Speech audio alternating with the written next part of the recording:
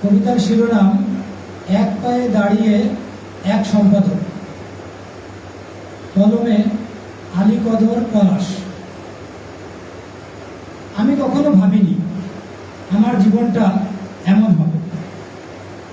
যেদিন বুঝলাম আর আগের মতো হাঁটতে পারবো না, সেদিন নিজেকে একটা কথা বলেছিলাম, পা না থাকুক, মেরুদণ্ডটা যেন ঠিক থাকে।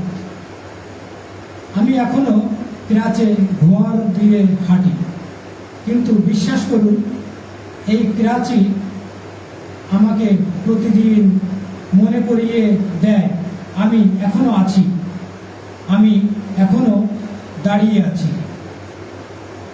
এক পায়ে দাঁড়িয়ে থাকা মানে কষ্ট নয়, একা জীবনের প্রতি, এটা জীবনের প্রতি কৃতজ্ঞতা। প্রতিটি পদক্ষেপে আমি বুঝেছি জীবন থামে না যদি মন হারে না।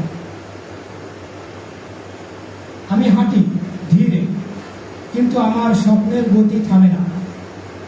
প্রতিদিন সকালে প্রেসে ঢুকি ক্রাচ হাতে, কালির গন্ধে মন ভরে যায়।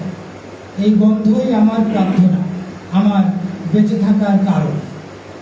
মানুষ প্রায়ই বলে, স্যার আপনি অসম্ভবকে সম্ভব করেছেন।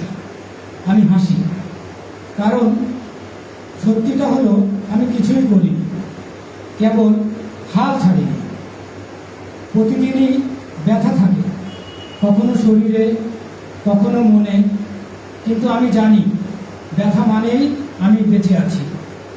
এই বেঁচে থাকা আমাকে নতুন শব্দ খুঁজে দেয়, নতুন মানুষ চেনায়। আমি কখনো নিজের অবস্থাকে দুর্ভাগ্য ভাবিনি, বরং এটাকেই আমি আশীর্বাদ হিসেবে দেখি। এই এক পাই আমাকে শিখিয়েছে অভিমান নয়, কৃতজ্ঞতা নিয়ে বাঁচতে। আমার ক্লাসটা আমার পরিচয়ের অংশ, আমার গর্বের প্রতীক। এটা আমার প্রতিদিন মনে করিয়ে দেয়, দুই পা দিয়ে সবাই হাঁটে, কিন্তু সবাই দাঁড়াতে পারে না। একজন সম্পাদক হিসেবে আমি যত বড় হয়েছি, তার অর্ধেকটাই এসেছে এই এক পা থেকে। কারণ এটা আমাকে ধৈর্য শিখিয়েছে, সংযম শিখিয়েছে, আর শিখিয়েছে কাউকেও কেমন করে ভালোবাসতে হয়। আমি জানি মানুষের চোখে আমি অসম্পূর্ণ, কিন্তু আমার চোখে আমি সম্পূর্ণ। কারণ আমি এখনো লিখি, এখনো অনুভব করি, এখনো মানুষকে ভালোবাসি। আমি এক পায়ে দাঁড়িয়ে আছি, কিন্তু দাঁড়িয়ে আছি বিশ্বাসের উপর। এই বিশ্বাসই আমাকে প্রতিদিন নতুন করে বাঁচতে শেখায়।